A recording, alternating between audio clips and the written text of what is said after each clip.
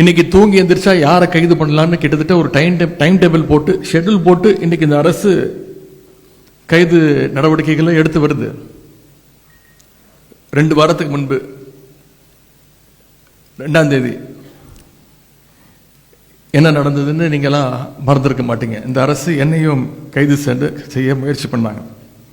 எதற்காக கைது? டெல்டாவில் விவசாயிகளுக்கு ஆதரவாக நம்முடைய தலைவர் சொன்னதன் பேரில் தஞ்சாவூரில் போய் ஒரு போராட்டத்தில் கலந்து கொண்டு பேசினேன். கிட்டத்தட்ட 22 நிமிஷம் பேசியிருக்கிறேன்.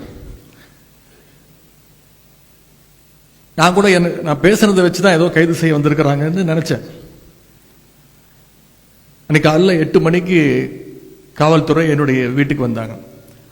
அப்போ நான் பேப்பர் படிச்சுட்டு இருந்தேன், தொலைக்காட்சி பார்த்துட்டு இருந்தேன். என்னுடைய உதவியாளர் வந்து சொன்னார், இந்த மாதிரி தஞ்சாவூர்லேருந்து வந்திருக்கிறாங்க போலீஸு. நான் போய் முடிப்பட்டேன், சரி கைது பண்ண வந்திருக்கிறாங்க. நான் உடனே யோசிச்சு பார்த்தேன், நேற்று என்னெல்லாம் பேசினேன். டம்மி முதலமைச்சர்னு சொன்னேன்.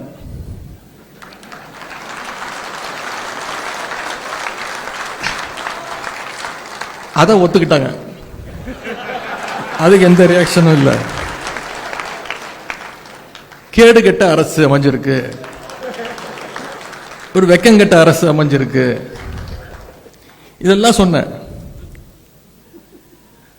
இதற்கெல்லாம் எந்த ரியாக்ஷனும் இல்லை. இதுக்கு தான் கைது பண்ண வந்திருக்காங்கன்னு நான் நினைச்சிட்டு இருக்கேன். என்ன சொன்னேன்? இது என்ன அப்படி பேசிட்டேன்? டம்மி முதலமைச்சர், வெக்கங்கெட்ட அரசு, கேடு கெட்ட அரசு, எதற்கும் துப்பு இல்லை, தைரியம் இல்லை, விவசாயிகளை இப்படி நடு ரோட்டில் விட்டுட்டீங்க. வேற எதுவுமே நான் சொல்லலை. காவேரியில் தண்ணி வரணும்னு சொன்னேன். இது எனக்கு தோணவே இல்லை. நானே வெளியில போய் காவல்துறை அதிகாரிகள் இருந்தாங்க, வீட்டுக்குள்ளே வந்துட்டாங்க. எதுக்கு வந்திருக்கீங்கன்னு கேட்டேன். ஐயா நேற்று நீங்கள் தஞ்சாவூரில் பேசியிருக்கீங்க. ஆமாம் பேசுனேன். அதுக்கு என்னன்னா அது விஷயமா கைது பண்ண வந்திருக்கோம். காலைல 8:15 இருக்கும். சொன்ன வெயிட் பண்ணுங்க, இப்போதான் எந்திரிச்சிருக்கிறேன். என்னுடைய வழக்கறிஞர்களுக்கு சொல்லு அனுப்பணும், தலைவர்கிட்ட சொல்லணும். வழக்கறிஞர்கள் வந்தோடனே நான் வந்து உங்களை சந்திக்கிறேன், வெளில வெயிட் பண்ணுங்க அப்படின்னாங்க. ஐயா புரிஞ்சுக்கோங்க புரிஞ்சுக்கோங்க அப்படின்னாங்க. கொஞ்சம் நேரம் வெயிட் பண்ணுங்க அப்படின்னு சொல்லிட்டு நான் உள்ளே போயிட்டேன். அதன் பிறகு நான் முதல்ல ஃபோன் பண்ணது நம்முடைய வழக்கறிஞர்கள் அன்னைக்கு தான் ஃபோன் பண்ணேன். வழக்கறிஞர்களுடைய கழக நிர்வாகிகள் வழக்கறிஞர்கள் வந்தால் தான் நான் கைதாவேன் அப்படின்னு சொல்லிட்டேன். அதே மாதிரி உடனே நம்முடைய வழக்கறிஞர்கள்லாம் ஒரு 9:30 மணி 9:45 மணிக்கெல்லாம் வந்துட்டாங்க. தலைவர் அவர்கள் ஃபோன் பண்ணி கைதாகாத 10:30 மணி வரைக்கும் வெயிட் பண்ண வையே, கொஞ்ச நேரம் அவங்ககிட்ட பேசு, கொஞ்ச நேரம் உட்கார வையே அப்படி நான் சொன்னேன். நான் வழக்கறிஞர்லாம் வந்துட்டாங்க, இது கைது பண்ணுறதுக்கு ஒன்றுமே கிடையாது, நான் அப்படி ஒன்றும் பேசலை, என்ன நடக்குதோ பார்த்துக்கலாம் அப்படின்னு. தலைவர் சொல்லிட்டாங்க, இவர் என்ஆர் இளங்கோன்னு திரு வில்சன் அவர்களும் வருவாங்க, அவங்ககிட்ட பேசிட்டு அதன் பிறகு என்ன முடிவுனாலும் எடுத்துக்கோ அப்படின்னா, நான் இதற்கெல்லாம் பயப்பட போகிறதில்ல, கைது பண்ணட்டும் அப்படின்னு நான் சொல்லிட்டேன்.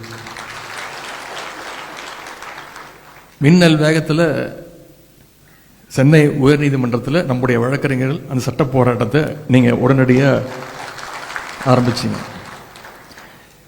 அப்போ கூட கைதாகி வண்டியில் ஏறும்போது பத்திரிகையாளர்லாம் கேட்டாங்க, இந்த கைதை நீங்கள் எப்படி பார்க்குறீங்க?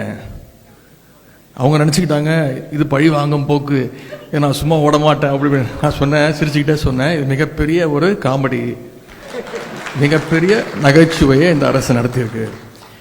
இல்லை சட்டமன்றம் கூட போகுது, 5ஆம் தேதியிலேருந்து சட்டமன்றம், உங்களை பேசுறதுக்கு நீங்கள் வர்றதுக்கு தடுக்கிறதுக்கு முயற்சி பண்ணுறாங்களா? நான் சொன்னேன், அந்த அளவுக்கு இவங்களுக்கெல்லாம் மூளை கிடையாது.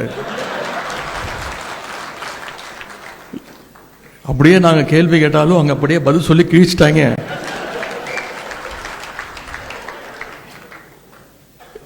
யாரு அமைச்சர்னு யாருக்குமே தெரியாதுங்க, யாரு சட்டமன்ற உறுப்பினர் இப்போ வரைக்கும் யாருக்குமே தெரியாது. ஏன்னா வேற ஒரு துறைக்கு நம்ம பதில் கேட்டோம்னா வேற ஒரு துறை அமைச்சர் பதில் சொல்றாரு. ஒரு படத்துல வரும்ல, நாம ஒரு கேள்வி கேட்டா நம்மளே ஆச்சரியப்படுற அளவுக்கு ஒரு பதில் சொல்லுவான் பாருங்க அப்படிங்கிற மாதிரி. எங்களுக்கு மட்டும் இல்லை, இப்ப அங்க உட்கார்ந்து இருக்கிறாரு ஒரு டம்மி முதலமைச்சர், அவருக்கும் யார் அமைச்சர்னு தெரியாது, அவருக்கும் யார் சட்டமன்ற உறுப்பினர் தெரியாது. அப்படிதான் இன்னைக்கு அந்த சட்டமன்றம் நடந்துட்டு இருக்கு. இன்னைக்கு தொலைக்காட்சியில் நீங்கள் அத்தனை பேரும் லைவில் பார்த்துட்டு இருக்கீங்க.